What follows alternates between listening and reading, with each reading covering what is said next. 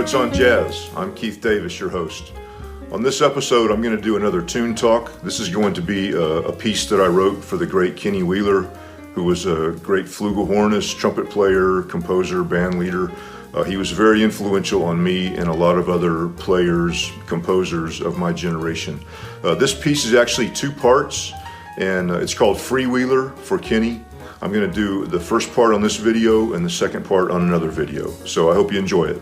Thanks.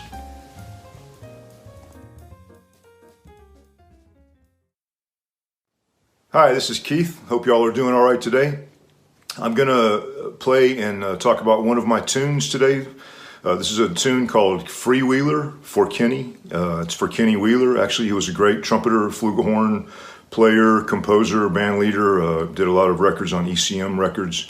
He just passed away a couple of years ago. He was a big influence on me as a young musician, and he's been a big influence on my writing.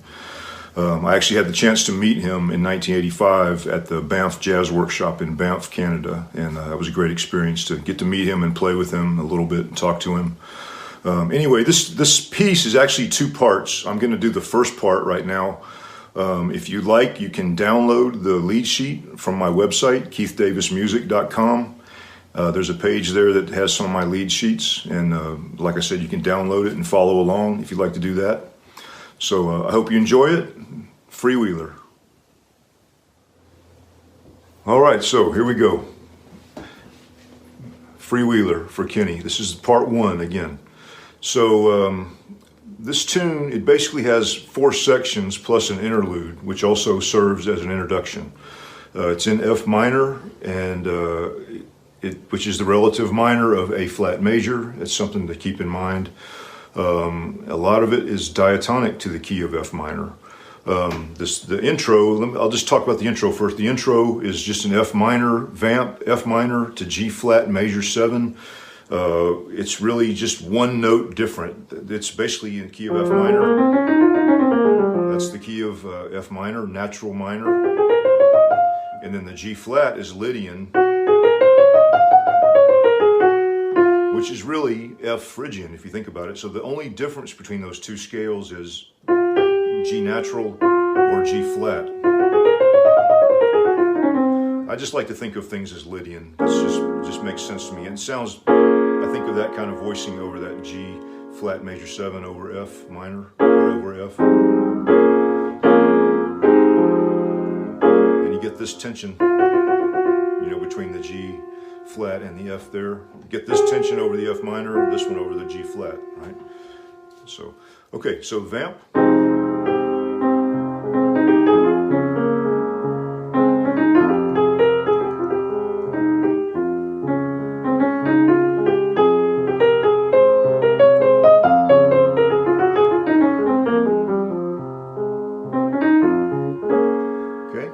So again, this tune is basically four sections with an intro and an interlude.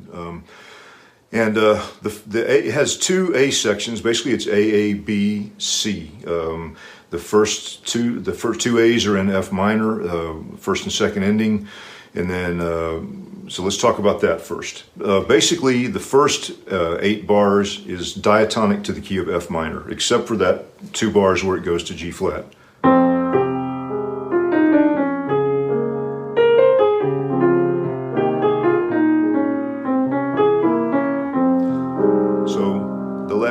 Chord there is that C7 chord, which is the 5 in the key of F minor, and on that chord we have to get an E in there to make it a dominant 7 chord, right? So then the scale we get is a harmonic minor for that one bar, that C7. But you can also, with harmonic minor, you have flat 9 naturally occurring. You have flat 9 and flat 13, right? But you can also have sharp 9. It's part of the key center. So I like to think of that, instead of just changing that leading tone, changing that E flat to E, I like to just think of adding E to the scale. That way I still have flat 9 and sharp 9 over that dominant 7 chord. And that happens on a couple of other places here in this tune as well. I'll try to talk about that too. So again, I'm going to play through the first section, and then I'm going to go to the second ending. I'll talk about the second ending when we get there.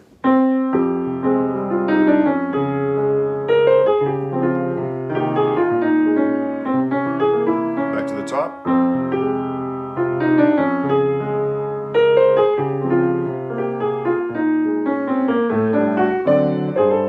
Okay, so there we have a chord key change. On the second ending, it changes to the key of G minor. We get a 2-5, and the bridge goes to G minor. So everything else up to that point has been pretty much diatonic to the key of F minor. You get this D flat 7, and you know, I have D flat over C, but you could think C minor. You can just think about it that way. Either way, however you prefer when you play through it yourself. Right? It's all diatonic until we get to the... So there's another place where we have that D7 can have flat 9 or sharp 9 or both. Okay, so then when we get to G minor, now we're on the bridge. I think of that as just changing keys to the key of G flat natural minor at first, right? And which is relative to B flat major, right? So then that just walks down, F in the bass, and then we get to E in the bass, E over G minor, G minor over E, which is, it's like G minor 6 if you think about it, which is the same as E minor 7 flat 5, which is interesting because the next thing that's going to happen is that's going to move to E flat 7 and then change keys to A flat minor, right? Even though I have written there a B flat minor 7 flat 5, a 2-5 go into A flat minor, but the E, the G over E, also functions as like the 2 chord of E flat 7, right? So you could just leave the B flat out entirely, but it works really well with the melody. I actually, when I solo over this tune, I just think of basically the E minor flat 5 to the E flat 7. You know, I don't really think about trying to solo over that, include that B flat minor 7 flat 5 in my soloing necessarily. It's easier, it goes by so fast, it's easier just to think of it as E flat 7 for that whole bar with the flat 9, again, flat 9, sharp 9 if you like, flat 13, fifth mode of A flat harmonic minor, which is where we're going here, except it's natural minor at first, even though the melody, so now we get to A flat minor, which is not really related to any of these keys either, but you know, A flat minor, A flat major, it has some kind of relationship. So the melody has a, but it's just a passing note.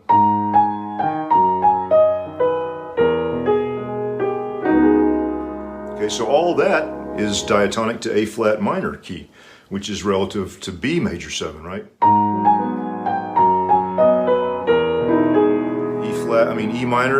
E major 7 would be Lydian in the key of B. That would be the 4 chord, and then it goes down to this, which would be the 2 chord in the key of A flat minor, right? No, I'm sorry, that's not right. The 2 chord in the key of B.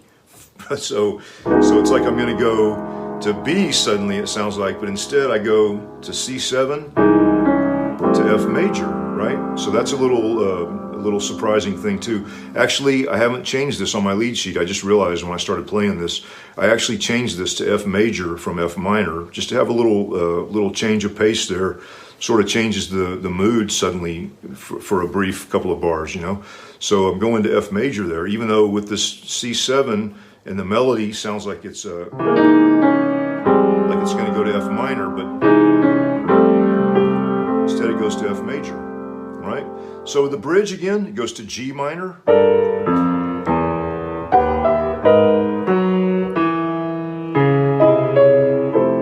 Right? Then we're back to the key center of F, even though it's F major momentarily. And then back to the G flat over F. And then this is still diatonic. D flat, major 7, Lydian. And then there's that G flat again. So now we've got a G flat Lydian. Again, little slight change there. I could get away with playing, you know, but I like those tensions. Right? And then we're back again to D flat. Here, this is D flat major 7 to C7, sharp 9, flat 9, minor. So this D flat, I like the D flat. I could play D flat 7 there, but I like this sound. I like this tension. And also, actually, it's really like, it's almost like 2-5. This is like G minor 7 flat 5. It's the same thing. It's all diatonic to F minor. So this is really like 2-5. It's like G minor over D flat. Okay, so I'm going to just play through the tune now.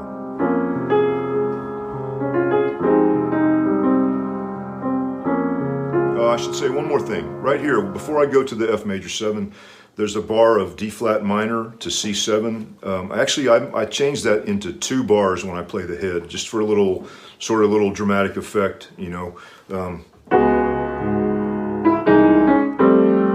extend it out to 2 bars. But when I'm soloing over it, I'm just thinking of that as 1 bar. So, all right, I'm just going to play it from the beginning.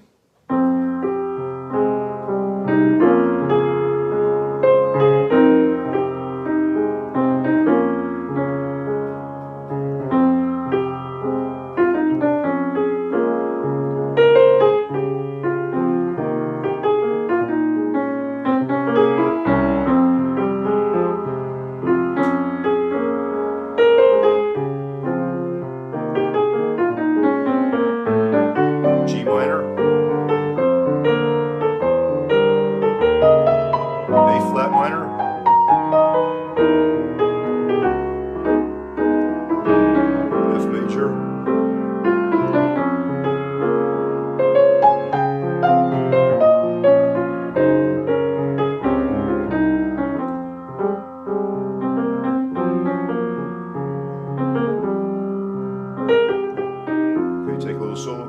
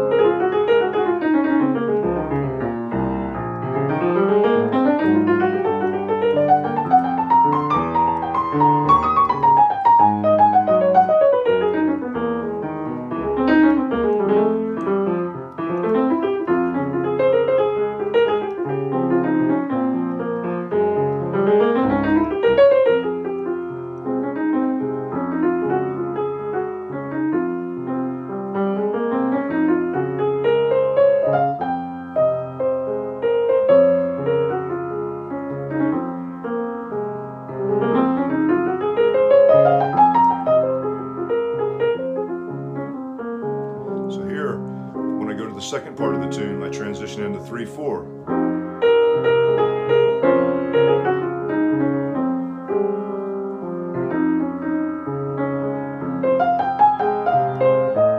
Okay, and then it goes into the second part. On my CD, when we get to the transition, or sometimes when we play it live, I give Justin a drum solo there, and he brings us back in, and we go from 4/4. Justin takes a drum solo, brings us back in 3/4.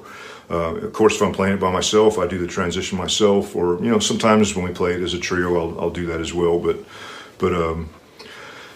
generally, okay, that's it. I think I don't know if there's anything else I meant to say. The F minor, the G flat over F minor, it's a little ambiguous. I mean, you could still play the same scale. You could play natural minor over it the whole time if you wanted to. You just get this kind of. So then it's like D flat, major 7. So it could be either one. You can play around with it. There are a couple of places, another kind of ambiguous places down here where it goes D flat, major 7. This is Lydian. It goes to B flat minor. Well, if it's the same as D flat, then that's Dorian. But if it's the same as G flat, then that becomes natural minor. So, but there are a couple of places like that where you can kind of play around with it. And of course, you can always do whatever you want. It's jazz. You can improvise. You can go in and out of the key, do whatever you want. You can change the chord qualities as you get more into it. But basically, as a starting point, what I just outlined is how I think about it. So anyway, I hope you enjoyed hearing me play it a little bit and talk about it. And I hope you'll play some of my tunes. Go to my website, download some lead sheets, and I'm going to eventually have recordings of all of my tunes like this in this kind of format where you can see me playing them on the keyboard. So anyway, go buy a CD and support jazz. Thanks a lot. All right, so I hope you enjoyed hearing me play Freewheeler, the first part of it, and talk about it a little bit, and describe how I think about it harmonically. And please go to my website, check it out, download some lead sheets, and enjoy playing them. And if you have any questions, don't hesitate to contact me, and buy a CD or listen to some videos, watch some videos. Okay. All right. Take care. Thank you.